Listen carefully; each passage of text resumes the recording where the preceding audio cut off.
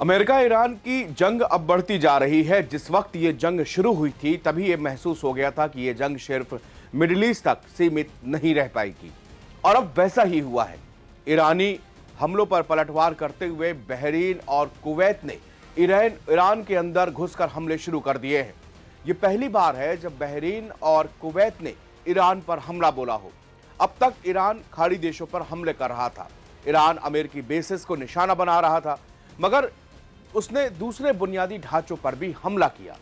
Wall street journal ने मामले की जानकारी रखने वाले लोगों के हवाले से यह खबर दी है। यह पहली बार है जब बहरीन और कुवैत इस लड़ाई में सीधे तौर पर शामिल हो गए हैं।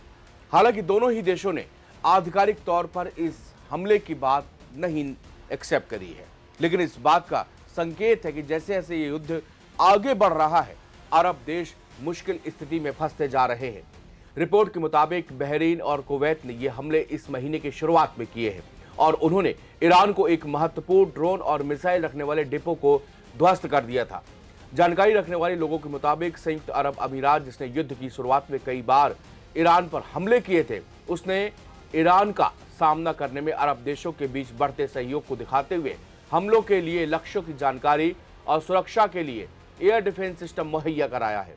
इतिहास में यह पहली बार है जब इन दो छोटे खाड़ी देशों ने सीधे ईरान की धरती पर बमबारी की है। इसे बेहद जोखिम भरे मिशन में संयुक्त अरब अमीरात ने दोनों देशों को खुफिया जानकारी और सुरक्षा देने के लिए डिफेंसिव एयर कवर भी प्रदान किया है। दरअसल बहरीन में अमेरिका का नौसेना का 5वां बेड़ा तैनात है। कुवैत में भी बड़ा अमेरिकी सैन्य ठिकाना है। ईरान इन देशों में मौजूद अमेरिकी ठिकानों को लगातार निशाने पर ले रहा है। पिछले कुछ हफ्तों में ईरान के मिसाइल और ड्रोन हमलों ने कुवैत की बिजली और पानी के प्लांटों को गंभीर नुकसान पहुंचाया है और बहरीन के रिहायशी इलाकों में तबाही मचाई थी। लगातार हो रहे हमलों को बिना जवाब दिए सहने के बजाय दोनों खाड़ी देशों ने तय किया है कि वो ईरान को उसकी ही धरती पर जवाब देंगे।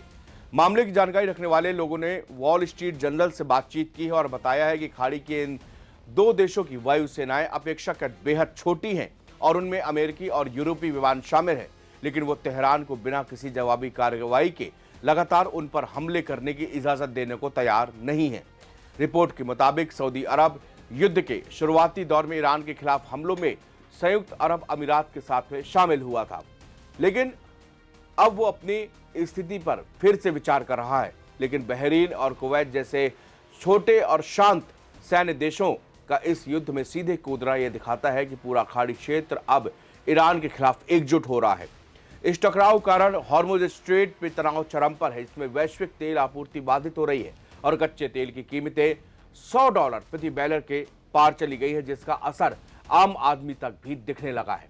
महंगाई चरम पर है और इन दोनों देशों के खाड़ी में कूदने के बाद अब यह जंग लगातार बढ़ती जा रही है। दूसरी तरफ हॉर्मुज को छोड़कर अब रेड सी की तरफ भी हमले तेज हुए हैं और वहां पर हूती विद्रोहियों ने ईरान के पक्ष में भारी बम्बार्डिंग और वहां पर मिसाइल से हमले करना जारी कर दिया है। कुल मिला के देखा जाए तो ये केवल अमेरिका और ईरान की जंग में कुल पूरा खाड़ी देश और मिडिल ईस्ट इसमें जंग में कूद चुका है और अब जंग ये आगे खिंचती जा रही है। शुक्रिया।